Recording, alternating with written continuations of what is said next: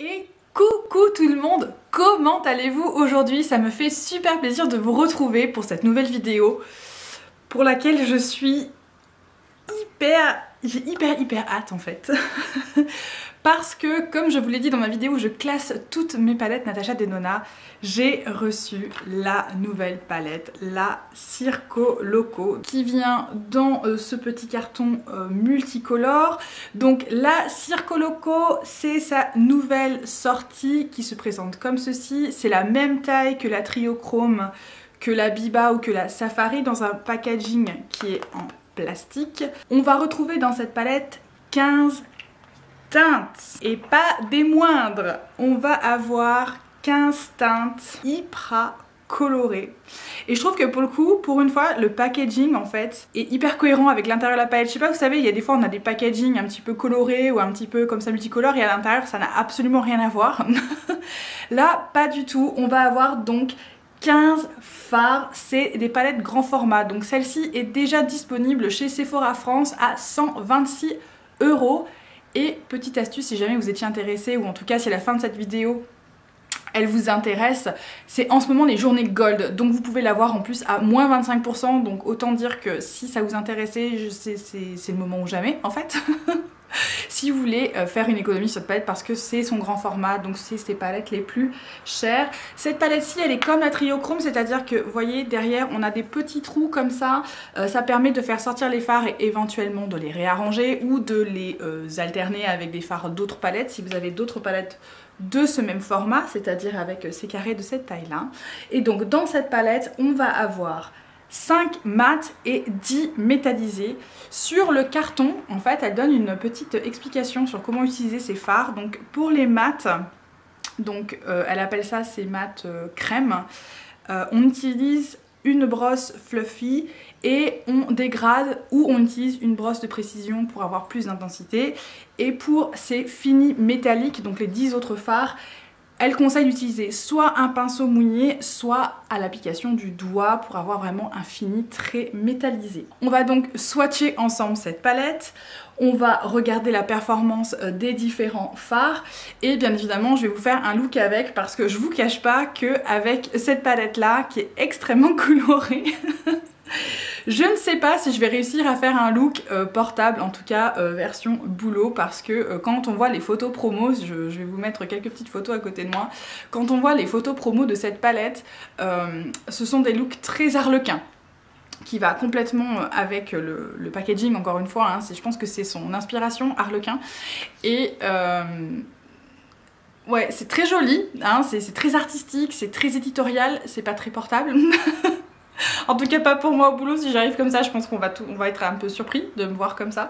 Donc je vais essayer de faire un look un petit peu plus portable avec cette palette, mais on va déjà commencer avec les swatchs.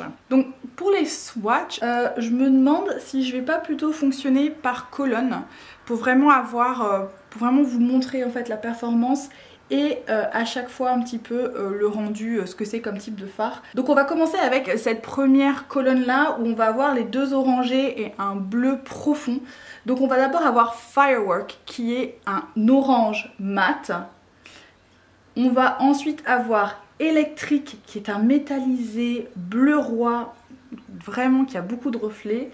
Et enfin on va avoir Spiral, un métallisé orange, mais alors orange. On continue avec la deuxième rangée où on va avoir Razzle Dazzle qui est un métallisé prune, Green qui est un or un petit peu vert, on est un petit peu entre les deux là, on est sur un mélange des deux, et Magic qui est un mat violet froid. On continue avec la rangée centrale, la colonne centrale où on va avoir Acrobat qui est un de ces mats crème à finition poudre, crème à poudre, qui va être un bleu canard. On a ensuite Canon qui est un cuivre et enfin on a Aerialist qui est entre l'argenté et le lilas qui est absolument magnifique. On continue avec l'avant-dernière colonne qui n'a que des métallisés, donc on va avoir Snow Cone qui est un bleu argenté en fait très clair, un petit peu un vert d'eau à la limite.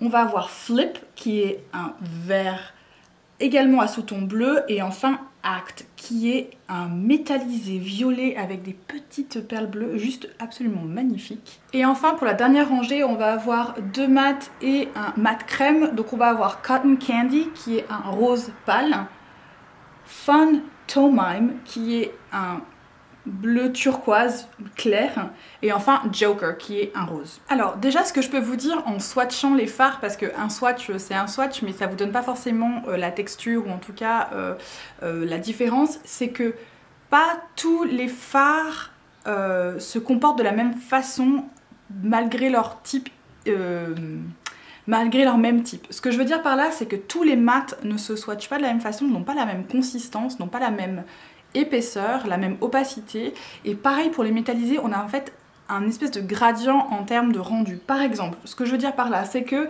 Cotton Candy, Joker et Firework sont en fait plutôt des mats un petit peu pastel, si vous voyez ce que je veux dire, c'est-à-dire qu'il faut quand même pas mal, en tout cas pour vous donner le rendu que je vous ai donné sur le swatch, il a fallu quand même que je passe plusieurs fois parce qu'en fait ils ont plutôt une opacité assez légère. Je pense que ça, ce sont les fards de transition, c'est ceux qui vont plutôt se dégrader très facilement ou qui vont servir à dégrader les autres couleurs. Par contre, Magic ici, qui est un fard mat, est hyper opaque. Il est même très crémeux. Donc en fait, quand j'ai voulu faire le swatch, j'ai un peu trop appuyé parce que j'ai appuyé autant que pour Firework et j'en ai trop attrapé. Donc Magic est un petit peu plus souple, mais il est beaucoup plus opaque. Donc voilà, ça c'est pour vous donner des petites astuces. Il va falloir être, je pense, beaucoup plus prudent en mettant son pinceau dans celui-ci que en mettant dans celui-ci ou celui-ci par exemple. Pareil, pour les mats crème, typiquement Acrobat, ça on a vraiment la même texture que dans Metropolis ou ce qu'on peut trouver également dans la Gold Palette. Vous savez, le fard bleu canard, on va dire que ça vraiment c'est un petit peu dans la même lignée, en sachant que celui-ci tend quand même un petit peu plus vers le vert et plus clair que ce qu'on peut trouver dans Metropolis, et tend un peu plus vers le vert que ce qu'on trouve dans la Gold, qui a vraiment plus un sous-ton un petit peu marron. Au niveau des fards métallisés, on a qui sont extrêmement lumineux. Snow Cone, Aerialist, Grin et même Spiral, je les ai trouvés très clairs, très lumineux, ils attrapent énormément de lumière, j'ai l'impression qu'il y a pas mal de petites perles à l'intérieur, alors que au contraire des fards comme Electric, Act, Flip, ils ont plutôt cette tendance à pouvoir se travailler comme des mats. Vous savez, je vous avais dit chez Natasha Denona, il y a cette particularité que ces fards métallisés un peu satinés peuvent se travailler comme des mats, c'est typiquement ce qu'on va retrouver ici, donc on a vraiment un bel assortiment de ces différentes formulations, donc ça c'est hyper intéressant. Et aussi la color story, c'est-à-dire le choix des couleurs, c'est vraiment un arc-en-ciel. On peut trouver à travers toute sa gamme au moins un fard qui s'en rapproche, mais on n'a rien qui soit assorti de cette façon-là, et on a vraiment des fards qui sont assez uniques, notamment ce bleu-ci, bleu roi qu'elle ne fait pas. Ça par contre on peut la retrouver par exemple dans la Tropique ou dans la Mini Tropique. Par contre Aerialist est vraiment un fard à part. Elle a des argents, oui, mais c'est toujours des argents froids, c'est pas des argents lilas comme ça c'est le premier que je vois. On n'a pas quelque chose comme ça dans la très grande palette bleu-violette que je vous ai présentée. Là, on va plutôt avoir des argentés qui tendent un petit peu vers le bleu, ou qui sont vraiment des argentés métal. Là, on a quelque chose qui est... Celui-là, carrément, je pense que c'est potentiellement mon fard préféré de la palette. Donc, on a vraiment un bel assortiment. Par contre, ce qu'il va falloir tester maintenant, c'est à quel point ça... ça c'est portable quotidiennement.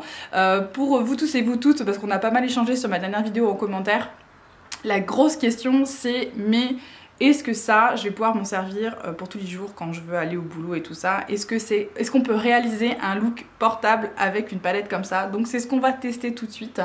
Donc ce que je vais faire aujourd'hui, c'est que je vais créer un premier look avec cette palette, et je pense que je vous ferai une autre vidéo avec d'autres looks. Si ça vous intéresse, je peux essayer de m'y atteler. Après, petit disclaimer, je ne suis absolument pas une make-up artiste, donc là je vais... Justement, ça vous donne peut-être aussi une petite idée de quelqu'un assez novice, on va dire, dans son application maquillage, en tout cas simplissime dans son application maquillage. Est-ce que je vais réussir à créer un look à peu près cohérent, et à quel point je vais pouvoir créer des looks différents mais qui resteront portables? Je ne pense pas que je vais vous faire un look hyper éditorial, parce que en réalité ce serait pas quelque chose que je porterais tous les jours, même pour une occasion. Je pense que je ne suis pas capable déjà d'une part de faire des looks aussi évolués que ce qu'on a pu voir dans les photos promo, et en plus de ça je suis pas sûre que je serais hyper confortable à l'idée de porter un truc aussi artistique. Donc sans plus attendre, on part à la portion look avec voilà, on va tester une première fois ces fards en application. Et si ça ne vous intéresse pas, on se retrouve à la fin de la vidéo pour que je vous donne en tout cas mes premières impressions sur cette palette. Alors on se retrouve plus près comme d'habitude. J'ai préparé ma base paupière comme je le fais toujours, c'est-à-dire en ce moment j'utilise la base Tom Ford Emotion Proof et je l'ai fixée avec une poudre.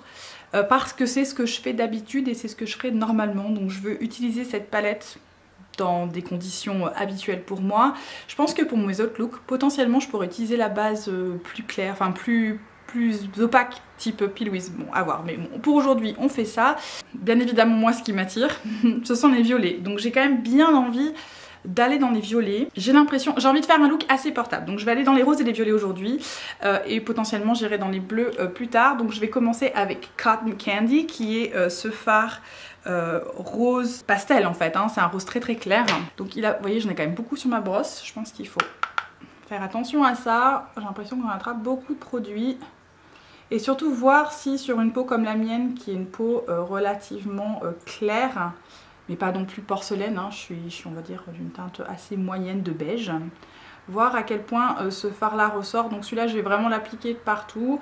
C'est juste pour voir à quel point on le voit tout simplement. Aucun problème en application, par contre c'est très très clair. Donc ça typiquement ce rose pastel, si je voudrais qu'il ressorte plus, il faudrait une base beaucoup plus claire, type la base Anastasia qui est assez blanche, ou même une Pilwiz dans une teinte 0 ou 1, parce que sinon en fait ça fait juste... Vous voyez, un tout petit peu de couleur, c'est pas non plus... on voit qu'il y a quelque chose, mais à partir du moment où je vais aller dans les autres fards, je pense que ça, il m'en restera pas grand chose. On le verra plus trop en fait. Hein, donc, pas très surprenant pour un rose pastel, hein, ça ne me choque pas outre mesure. Alors là maintenant, je vais venir dans un pinceau un petit peu plat comme ça, qui est celui-ci, c'est un Builder Pro de chez Sonia G. Et je vais en fait venir, je pense, attraper... J'hésite entre le violet et le rose. J'ai l'impression que j'ai fait pas mal de look rose ces derniers temps. Je vais aller dans Magic, qui est plutôt ce violet froid. On va plutôt faire ça. Et je vais y aller très très délicatement parce que, ouais, voyez, j'ai à peine appuyé et j'en ai énormément sur mon pinceau. Regardez-moi ça. Donc je vais tapoter. Il y a beaucoup qu'il faut faire. Voilà, vraiment celui-là, il faut y aller hyper doucement. Et je vais venir poser ça ici sur le coin externe. Je vais juste donner un petit peu la forme de là où je veux. Donc plutôt ici, le coin externe comme ça. Et je veux voir à quel point on peut le travailler, enfin s'il va être patchy ou pas, parce que ça c'est typiquement le genre de fard, c'est un peu dur à formuler. Et donc c'est des fards qui peuvent être patchy. On va voir à quel point il est pas mal travaillable. Donc d'abord je l'applique légèrement, je veux pas... je ne fais pas cette technique où j'en applique beaucoup et ensuite je dégrade, je sais pas bien faire et c'est pas trop mon truc, donc voilà. Il est vraiment très beau ce fard. Et pour l'instant il s'applique très bien. Donc je vais juste garder ça un petit peu comme ça. Je ne vais pas trop en mettre. Et je vais faire pareil de l'autre côté. Alors ce fard-ci, de par sa texture, il se travaille très bien, mais il nécessite du travail. Voilà, il se dégrade pas en 2 temps 3 mouvements, il nécessite vraiment... Parce qu'en fait on en attrape beaucoup avec le pinceau. Je pense qu'il faut être très vigilant à pas trop en mettre si vous êtes comme moi, c'est-à-dire que vous n'êtes pas familière ou voilà, vous n'êtes pas à l'aise avec la technique de j'en mets beaucoup et ensuite je dégrade. Parce que par contre, avec cette technique-là, je pense que ce fard doit être parfait. Il doit vraiment bien donner l'opacité et l'intensité. Par contre, si on veut le travailler comme moi en dégradé, c'est-à-dire juste comme un deuxième fard, en fait celui qui va venir apporter la base couleur, voilà, faut vraiment pas en mettre beaucoup et il faut pas mal le travailler. Par contre, il se travaille très bien, il se dégrade très bien, j'ai pas eu de soucis pour le dégrader. Je veux dire, il a un très très beau rendu, il est pas du tout patchy, hein. On voit bien qu'il est bien... Franchement, il se travaille très très bien. J'avais un peu peur quand je l'ai appliqué, je vous cache pas, mais en fait non, hein, il se détaille très bien. Je vais m'arrêter là avec celui-ci parce qu'en fait je veux venir travailler un de ces fards métallisés comme je travaillerai un mat. Donc là je vais prendre un pinceau plutôt crayon je pense pour la suite et on va voir ce que ça fait. Donc je vais prendre un pinceau crayon comme ça tout petit et j'hésite à aller dans le bleu. Je pense que je vais rester dans les violets. Dans Act, celui-ci vraiment pour mon coin externe. Et donc je vais prendre un petit peu, donc ça attrape vraiment beaucoup de produits aussi, donc pas de souci pour ça. Et je vais venir le travailler dans mon coin externe par-dessus le mat que j'ai appliqué. Et là c'est vraiment pas pour avoir de l'intensité, c'est juste pour venir foncer un petit peu tout ça, pour attraper un peu de fondeur. Alors comme je l'applique pas au doigt mais que je l'applique au pinceau, j'attrape moins de, enfin j'ai moins d'intensité que si je l'attrapais au doigt, je pense. Et je vais en prendre un tout petit peu sur mon doigt de ce fard act et je vais venir poser ça là. Ouais, vous voyez, c'est beaucoup plus intense au doigt, comme ça. Et après je vais venir travailler avec le pinceau. Voilà, c'est juste pour avoir l'intensité à cet endroit là. Alors comme je travaille comme ça, j'ai un petit peu de chute. Jusqu'alors j'avais pas du tout de chute hein, par contre, mais là comme je travaille un petit peu comme un mat, c'est un peu habituel d'avoir de la chute dans ces cas-là. Voilà, je vais juste le garder à l'extérieur parce que je vais faire quelque chose d'autre à l'intérieur. Donc je vais faire pareil de l'autre côté. Voilà, parfait. Maintenant je vais prendre un pinceau plat. Donc le même un petit peu que j'utilise, donc c'est un autre hein, mais le même que ce que j'ai utilisé pour travailler le violet mat. Magic, et je vais aller dans le bleu, je vais aller chercher électrique qui est celui-ci, donc je vais le travailler sec pour l'instant parce que je veux pas forcément autant d'intensité que ça, je veux juste avoir un gradient, donc on va voir ce que ça donne si je le travaille sec. Je vais aller chercher un fixe plus, je reviens. Bon alors sec c'est pas assez intense, donc je vais mouiller mon pinceau avec un fixe plus et je vais revenir chercher la teinte électrique avec mon pinceau mouillé. Ouh là je pense que ça va être trop beau. Ah oui d'accord, ça n'a absolument plus rien à voir. Là c'est intense, mais alors intense. Magnifique, elle est magnifique cette teinte bleue. Et je vais appliquer ça quasiment sur toute ma paupière mobile, hein, pas complètement mais presque. Je vais juste laisser la portion intérieure pour aller mettre bien évidemment la teinte Aéraliste hein, qui est ce lilas métallisé qui a l'air juste trop beau. Comme ça, parfait. Je vais juste revenir de ce côté pour que vous voyez en fait l'étape. Je vais juste revenir avec un gros pinceau fluffy pour un petit peu marier tout ça au-dessus là, pour pas que j'ai une grosse démarcation. Voilà, c'est un peu mieux. Je vais donc venir pareil, faire pareil de l'autre côté, donc je vais plutôt l'appliquer mouillé tout de suite, hein. On va pas l'appliquer sans le mouiller d'abord, donc pareil, je fais pareil. Voilà, ce bleu est vraiment très beau. Je vais juste revenir rapidement dans mon pinceau crayon pour revenir un tout petit peu prendre de Act, qui est ce violet foncé, juste pour bien dégrader ce coin externe pour pas avoir une démarcation avec ce bleu. Voilà, on va revenir rapidement dans Cotton Candy, travailler les bords.